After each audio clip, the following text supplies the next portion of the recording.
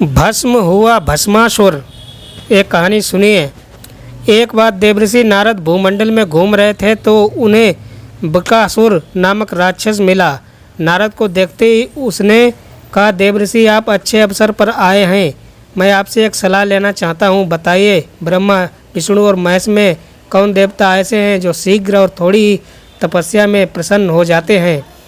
नारद ने सोचा, यह असुर इस समय जैसा अपना जीवन बिता रहा है आगे भी ऐसा ही बिता सकता है, पर लगता है यह त्रैदेवों में किसी की विशेष आराधना पर बलशाली होना चाहता है। वर पाने के बाद इसकी आसुरी शक्ति बहुत ही प्रबल हो जाएगी, फिर यह ब्राह्मणों, ऋषियों तथा देवों को सताया करेगा। नारद यह सोच तो रहे थे, पर बकासुर के प्रश्न का उत्तर टालने का मतलब था अपने लिए संकट पैदा करना। यह सोच विचार करके देवर्षि नारद ने बकासुर से कहा, बकासुर, वैसे तो तीनों देवों में से तुम किसी की भी तपस्या कर अपना मनोरथ पूरा कर सकते हो।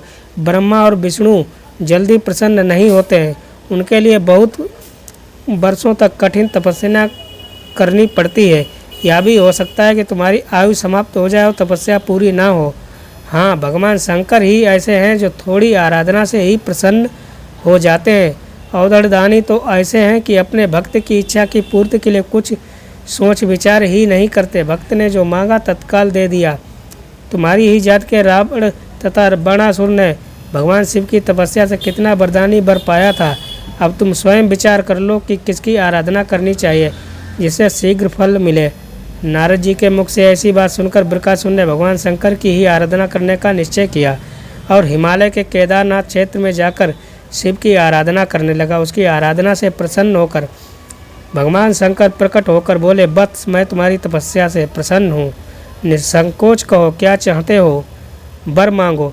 बकासुर हाथ जोड़कर बोला, प्रभु, नारद ने कहा था कि आप शीघ्र ही प्रसन्न होकर वर देते हैं, पर इतने वर्षों की आराधना के बाद आपने दर्शन दिए, आप शीघ्र प्रसन्न नहीं हुए। इसका मतलब नारद ने मेरे साथ छल किया। अब आप प्रसन्न होकर वर देना चाहते हैं तो मैं भी वैसा कठिन वर चाहता हूँ। आप कृपा कर मुझे मारण वर दीजिए। मैं जिस किसी प्राणी के सिर पर मात्र हाथ भर रख दूँ उसी का प्राणांत हो जाए। आप प्रसन्न हैं तो यही वर दीजिए। शंकर जी बकासुर की यह आखिरी मांग सुनकर हतप्रभ हो गए, पर देवता का वचन था, पूरा करना था, अन्यथा मर्यादा नष्ट होती। बोले, जाओ, ऐसा ही होगा, तुम्हारी मनोकामना पूर्ण होगी। बकासुर बोला, प्रभु, आपका यह वर सत्य है या नहीं इसकी परीक्षा लेना चाहता हूँ, इसलिए पहले आपके सिर पर ही हाथ रखकर देखता हूँ कि इस वर में कितनी सत्यता है। असुर की ऐसी बात सुनकर भगवान शंकर अपने ही जाल में फंस गए। अब क्या करें, कोई राक्षस ना कुछ सुनेगा ना मानेगा, ऐसा सोचकर भगवान शंकर भागे। शंकर को भागता देख उसका क्रोध बढ़ गया। वह उनका पीछा करने लगा, कहने लगा, नारद की तरह आपने भी मुझसे छल किया है। वरदान की परीक्षा से डर कर क्यों भाग रहे हो। भागते भागते अंत में शिव विष्णु लोक पहुँचे और विष्णु को अपनी विपदा सुनाई।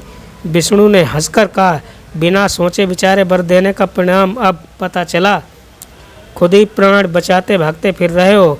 बताओ मैं क्या करूं। आपके वर की सत्यता तो उसे सिद्ध करनी ही होगी।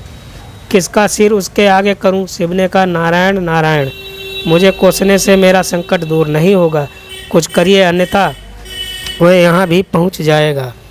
भगवान विष्णु ने योग माया से एक वृद्ध तेजस्वी ब्रह्मचारी का रूप बनाया और उधर चल पड़े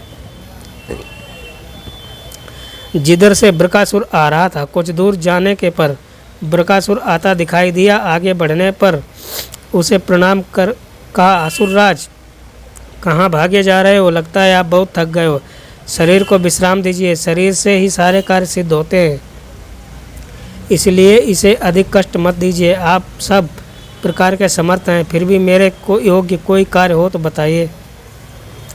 एक तेजस्वी ब्रह्मचारी की बातें सुनकर बकासुर ने शिव के वरदान तथा उसकी परीक्षा की बात बताई।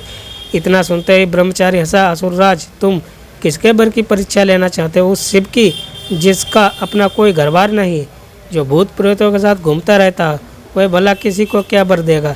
वर देने वाले तो दो ही हैं, देवता हैं, एक ब्रह्मा विष्णु, तुम उनकी आराधना करते हो, शिव के पीछे बेकार दौड़ रहे हो। वर देने वाला तो स्वयं इतना शक्तिशाली होता है कि उसके वर का असर खुद उस पर नहीं हो सकता। उन्होंने तो तुम्हें झूठ मूठ का वर दिया है, तुम्हारी तपस्या तो व्यर्थ गई। ब्रह्मचारी की ऐसी बात सुनकर बृकासुर बड़ा निराश हुआ, उसका मनोबल टूट गया। कहने लगा, मुझे तो देवर्षि नारद ने कहा था कि शिव की आराधना करो, वे शीघ्र प्रसन्न होकर मनचाहा वर दे सकते हैं। ब्रह्मचारी ने कहा, तुम बड़े भोले भाले हो, नारद पर विश्वास कर लिया। अरे वह तो ऐसा घुमक्कड़ साधु है जो सबको उल्टी ही सलाह देता है, उसकी सलाह से कभी किसी का भला ही नहीं होता। तुम्हें मेरी बात पर विश्वास ना हो तो खुद अपने सिर पर हाथ रखकर देखो कि कैसे शिव ने तुम्हें झूठा वर देकर बहकाया है। उनकी झूठ की पोल ना खुल जाए इसलिए भाग गया। बृकासुर का मनोबल इतना टूट चुका था कि उसे उस ब्रह्मचारी की बात में विश्वास हो गया कि शिव ने भी उसके साथ छल किया, उसे झूठा वर दिया है। उसका विवेक नष्ट हो गया। ऐसा सोचते हुए वर की सत्यता की परख करने के लिए उसने अपने ही सिर पर अपना हाथ रख लिया। सिर पर हाथ रखते ही भयंकर अग्निपुंज प्रकट हुआ और बृकासुर उसमें भस्म होकर राख के ढेर में बन गया। चूँकि बृकासुर स्वयं अपने हाथों भस्म हुआ था, इसलिए उसका नाम भस्मासुर भी पड़ गया। कहानी समाप्त हुई मित्रों। चैनल को सब्सक्राइब जरूर कर लेना। धन्यवाद।